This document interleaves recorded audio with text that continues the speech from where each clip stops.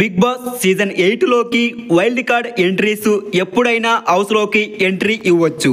అది కూడా old contestants entry ఇవ్వచ్చు కాదు 99.999% హౌస్ లోకి ఎంట్రీ ఇస్తారు.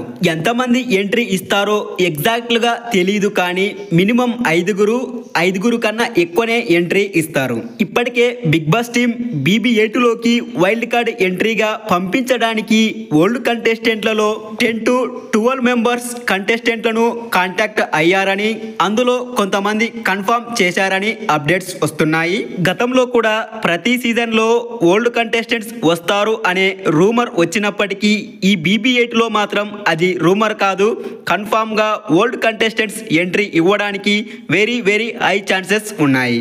అయితే సెకండ్ వీక్ లేదా థర్డ్ వీక్ కంప్లీట్ అయిన తర్వాతనే వైల్డ్ కార్డ్ ఎంట్రీస్ ఉండొచ్చు. మరి ఓల్డ్ కంటెస్టెంట్లలో ఎవరు వైల్డ్ కార్డ్ ఎంట్రీగా BB8 లోకి వస్తే బాగుంటుందో కామెంట్ చేయండి.